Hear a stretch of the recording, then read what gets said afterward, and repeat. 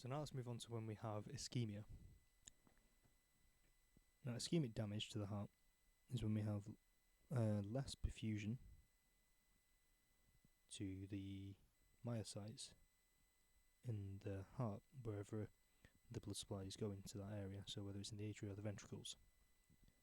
Now, when this happens, because our blood vessels are on the outside of the heart, when we have reduced perfusion due to blood loss or an occlusion, in this example I'm using an occlusion, the area that's going to become damaged first is the innermost part, the endocardium. That's because it's furthest away. The oxygen has further to travel, so there's less of it's going to make it to this area. Now, when we have ischemic tissue, key thing to remember, and this is a key point, this is really important, ischemia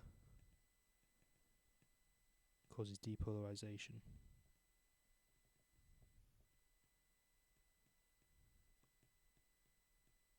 Okay, so this is a key point if you want to understand any electrophysiological changes in the heart due to ischemia. Okay, so depolarization is caused by ischemia. Oops.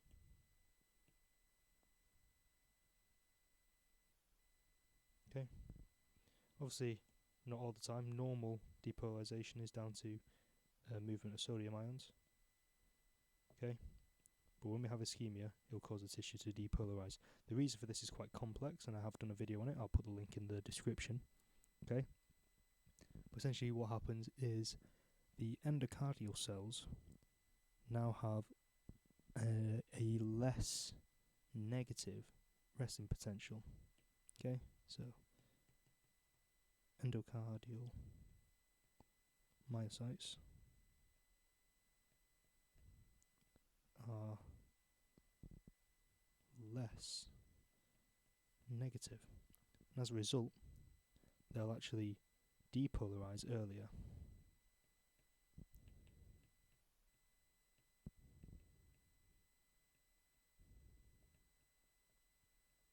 So if we look at our diagram over here, I'm just going to get a copy of it.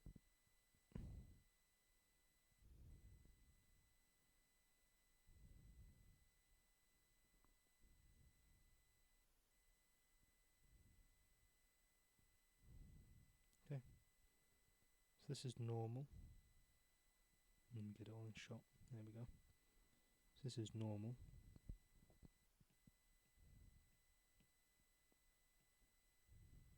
Okay, so when we have ischemia,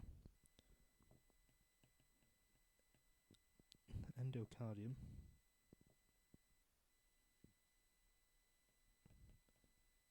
again, as normal, depolarization is going to move from endocardium to epicardium, okay, which is negative charge, which is going to be earlier. Okay, but because the whole depolarization, the whole action potential, I should say, has started off earlier, it means it finishes earlier. So, what you'll see on the diagram, scroll down a little bit and zoom in, just make it easy to see. What happens is the endocardium is going to repolarize a lot sooner. So depolarize a lot sooner and repolarize a lot sooner as well. Whereas the epicardium, because it's unaffected, will carry on as normal.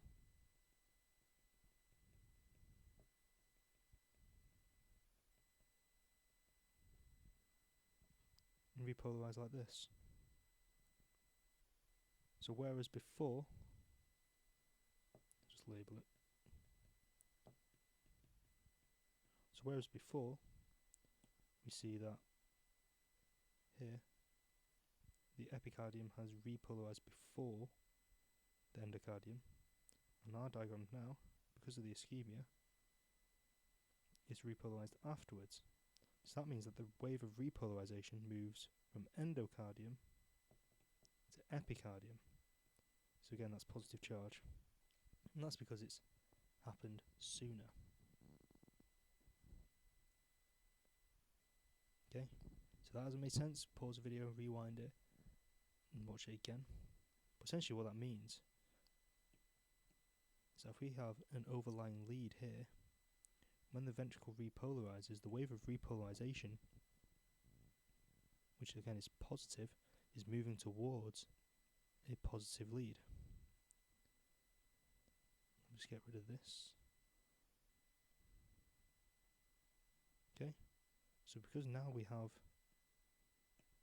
positive charge moving towards a positive lead during repolarization as opposed to away from it, our T wave is going to be inverted, because remember, positive charge moving towards a positive lead forms a downstroke. This diagram isn't strictly accurate because remember, T waves are always associated with ST changes. So you may see it with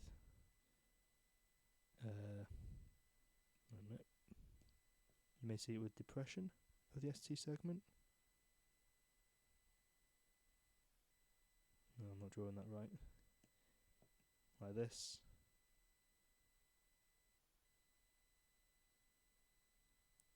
That's depression.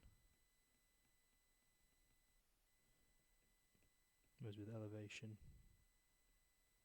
it'll look like this.